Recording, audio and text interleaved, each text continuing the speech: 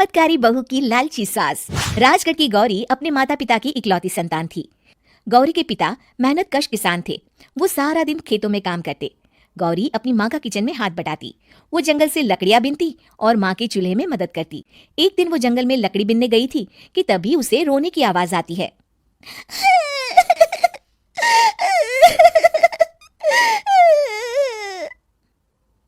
अरे, यहाँ कौन रो रहा है?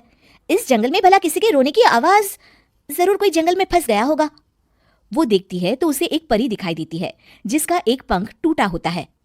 अरे, तुम कौन हो और क्यों रो रही हो?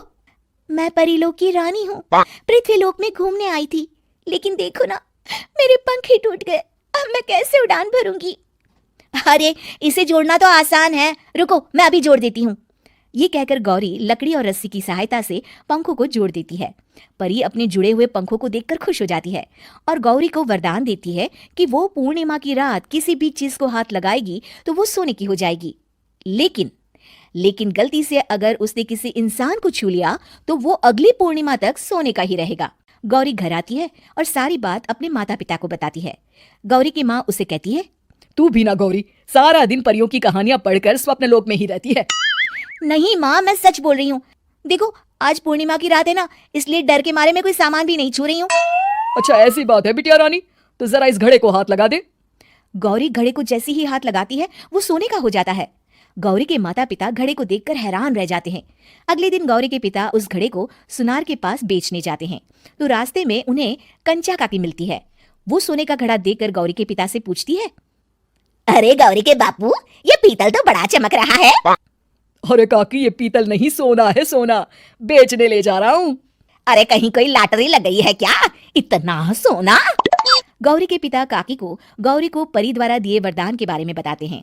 काकी गौरी के पिता की बात सुनकर सोच में पड़ जाती है और फिर अगले दिन काकी गौरी के घर आती हैं। गौरी के बापू, तुम्हारे लिए मैं एक खुशखबरी लाई हूँ। तभी गौरी की माँ पूछती है, क्या खुशखबरी है काकी? अरे, तुम्हारी बेटी का रिश्ता मैं अपने बेटे से करना चाहती हूँ। अरे, कब तक अपनी सयानी लड़की को घर पर बिठा कर रखोगी? हाँ, देखो काकी, मैं ऐसे ही व्यक्ति से अपनी बेटी की शादी कराऊंगा जो गौरी के वरदान से नहीं, उसके गुणों को समझे। अरे, हमें तो गौरी के गुण अच्छे लगे, इसीलिए तो आ गई हूँ मैं। फिर गौरी के माँ बाप मान जाते हैं और उसकी शादी काकी के बेटे से हो जाती है। अगले दिन, अरे गौरी, कल पूर्णिमा की रात है। तुम्हारे पिताजी परी के वरदान के बारे में बता रहे थे, तो मैं ना कुछ चीजें रख दूंगी, जरा हाथ लगा देना। तभी गौरी का पति वहां आ जाता है और अपनी माँ से कहता है, माँ, क्या जरूरत है गौरी के वरदान को इस्तेमाल करने की? वैसे भी मेरी मेहनत से घर तो चल ही रहा है ना। और गौरी के पिता ने भी यही कहा था कि वो ऐसे ही व्यक्ति से उनकी बेटी की शादी करेंगे जो गौरी के वरदान से नहीं, उसके गुणों को समझे। अरे बस कर किताबी बातें, तेरे लिए क्या लड़कियों की कमी थी जो मैं ये किसान की बेटी घर ले आती? और सुन गौरी, कल अगर तूने सारी चीजों को सोने का नहीं किया तो मैं तुझे घर से निकाल दूंगी और अपने बेटे की दूसरी शादी करवा दूंगी, समझी? इतना कहकर गौरी की सास वहां से चली जाती है। अगली पूर्णिमा की रात गौरी की सास गौरी के सामने ढेर सारे बर्तन रख देती है और कहती है, जल्दी कर गौरी, रात खत्म हो जाएगी, जल्दी जल्दी इन सारे बर्तनों को हाथ लगाकर सोने का कर दे। गौरी करती भी तो क्या, वो जैसे ही एक छोटे से बर्तन को छूने वाली होती है कि उसकी सास भड़क जाती है। क्या मजाक बना रखा है? इतने छोटे से बर्तन में क्या होगा? ये ले, ये बड़ा वाला बर्तन। जैसे ही बड़ा सा बर्तन लेकर गौरी की सास उसकी तरफ बढ़ती है, वैसे ही बर्तन के बाहर से वो धड़ाम से गिर जाती है। सास को गिरा देख गौरी उन्हें संभालने दौड़ती है और वो सास को हाथ लगाकर कहती है, अरे सासू माँ, क्या हो गया आपको? कहीं चोट तो नहीं लगी ना? लेकिन जैसे ही वो हाथ सास से हटाती है तो देखती है कि उसकी सास सोने की हो गई है। गौरी सोने की सास को देखकर रोने लगती है और अपने पति से कहती है, मुझे परी ने कहा था कि अगर मैं किसी इंसान को हाथ लगाती हूँ तो वो अगली पूर्णिमा तक सोने का ही रहेगा। अब मैं क्या करूँ?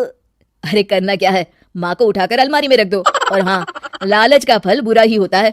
ज्यादा बड़े बर्तन को सोने का बनाने के चक्कर में माँ का ये हाल हुआ है। ये कहकर वो दोनों माँ की तरफ देखने लगते हैं।